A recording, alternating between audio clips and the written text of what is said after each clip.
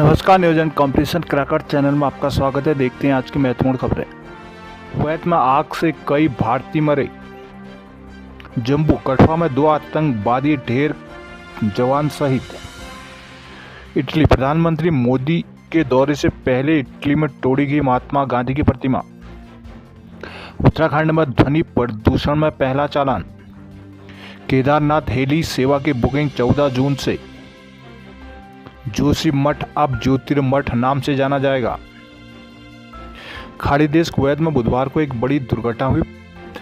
प्रेरणा आवास के पास वाली रिहायशी इमारत में आग से 49 लोगों की मौत हो गई। मरने वालों में ज़्यादा भारतीय और 30 से ज़्यादा भारतीय श्रमिक भी घायल हुए। जिस इमारत में आग लगी उसमें करीब 160 लोग रहते थे जो एक ही कंपनी के कर्मचारी थे। इनमें से ज़्यादातर एशियाई मूल के हैं। आग बुधवार घाटी कुवैत के दक्षिणी अहमदी प्रांत के मंगाफ क्षेत्र में 6 मंजिला इमारत के रसोई घर में लगी। फॉरेंसिक विभाग के प्रमुख मेजर जनरल ईद अल ओवेहान ने कहा कि मरने वालों में अधिकांश भारतीय नागरिक हैं जिनकी उम्र 20 से 50 साल के बीच है। जिस समय यह घटना हुई ज़्यादातर मजदूर।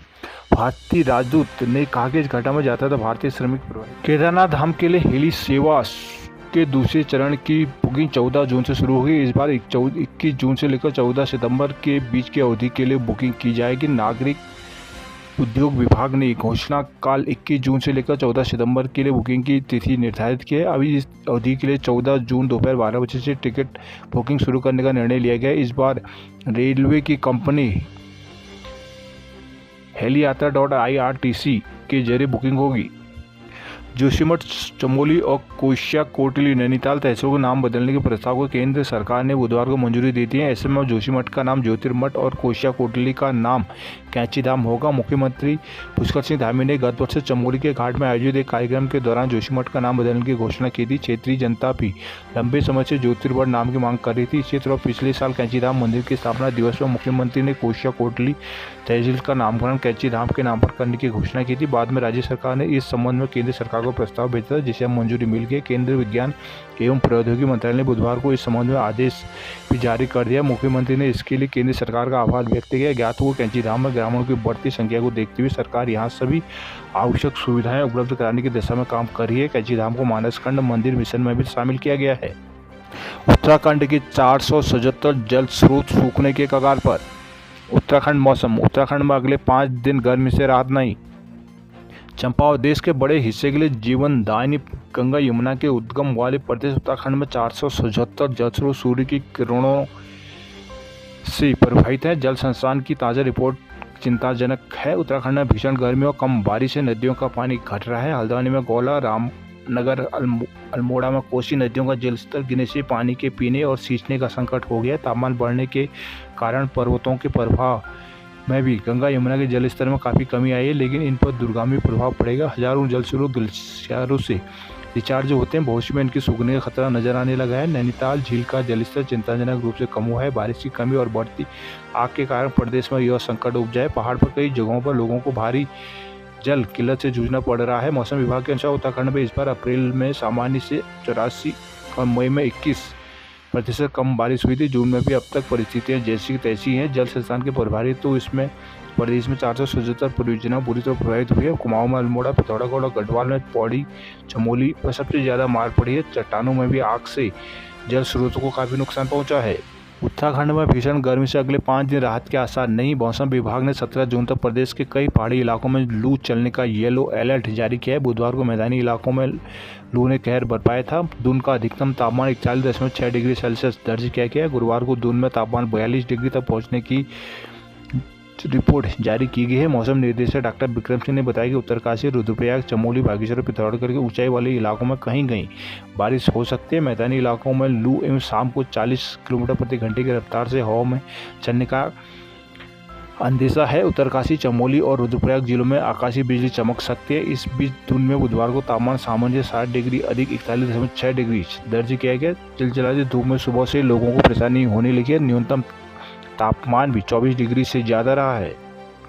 कोटद्वार से 4 धाम यात्रा की संभावना तलाशी जाए। धामी। कृषि सहायक अधिकारियों को मंत्री ने सौंपे नियुक्ति पत्र। शिक्षा विभाग में रिक्त पदों को भरा जाएगा। धन सिंह रावत। देहरादून सीएम पुष्कर सिंह धामी ने चारधाम यात्रा को कोटद्वार से संचालित करने की सुविधाएं तलाशने के निर्देश दिए हैं। सीएम आवास में बुधवार को हुई बैठक में धामी ने यमुनोत्री धाम की धारणा क्षमता बढ़ाने को कार्य योजना तैयार करने के भी निर्देश दिए हैं। यात्रा प्राधिकरण को लेकर फिर से स्पष्ट किया गया है कि प्राधिकरण के पास प्रदेश के सभी अधिकारियों के संचालन की जिम्मेदारी होगी। चार धाम यात्रा सिर्फ पर्यटन विभाग की समीक्षा करते हुए सीएम धामी ने कहा कि चार धाम यात्रा अभी मुख्य रूप से हरिद्वार ऋषिकेश से संचालित होती है। यहाँ पर बड़ी संख्या में यात्रियों के पहुँचने के कारण जाम की समस्या बढ़ती जा रही है। इस तरह चार धाम यात्रा का संचालन किस तरह से कोटद्वार से किया जा सकता है, इसकी भी तलाश की जाएगी। चारधाम प्रबंधन यात्रा प्राधिकरण के गठन पर त्वरित कार्रवाई के निर्देश दिए गए हैं।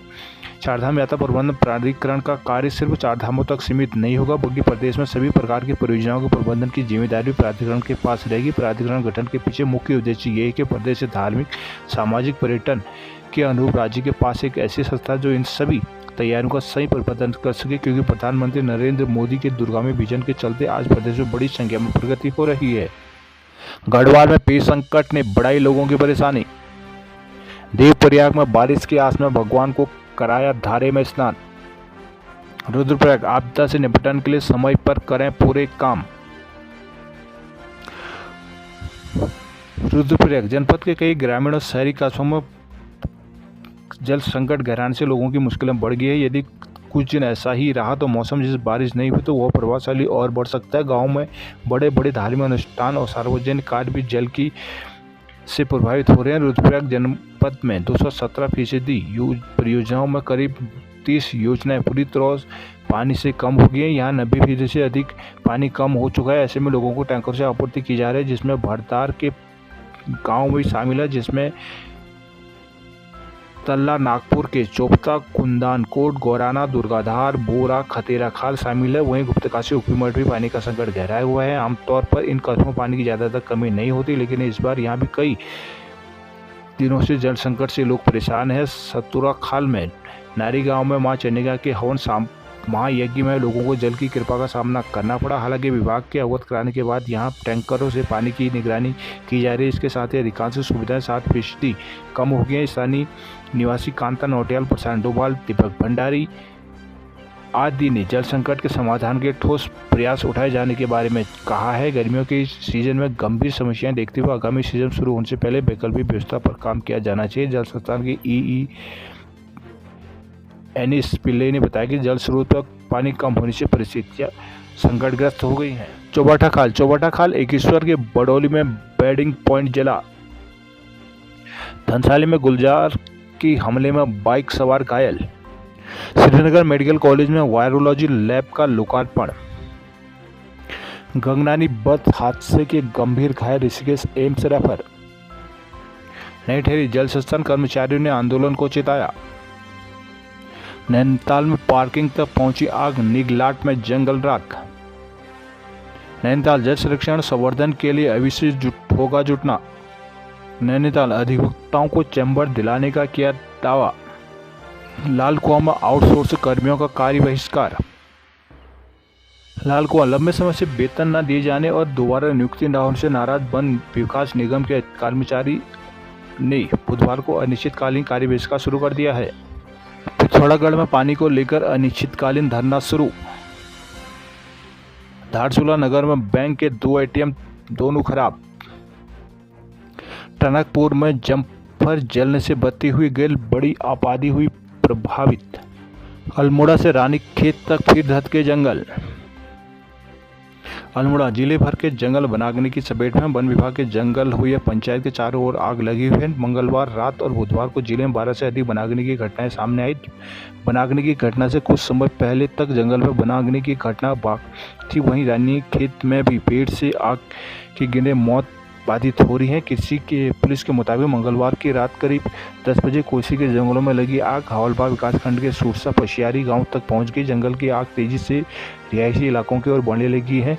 आग ने ही 2 मंजिला स्वतंत्र मकान बाखली को चपेट में ले लिया। बाखली में धड़की आग को देखकर आसपास के लोगों में कोहराम मच गया। आग लगने की सूचना फायर सर्विस को दी गई। खबर मिलती है फायर सर्विस महेंद्र चंद्रा के निर्देशन में फायर सर्विस टीम ने मौके पर MFE से पंपिंग कर 3 घंटे की बड़ी मशक्कत के आग पर काबू आया। तब तक बाखली में रखा सामान जलकर खाक हो गया था। बताया जा रहा है कि मकान में रखा घरेलू सामान, लकड़ी तक के बल्ली आग की चपेट चढ़ गई। टीम में मुकेश सिंह, देवगिरी, भुवन कुमार, कैलाश सिंह, कल्पना लीला आदि थी।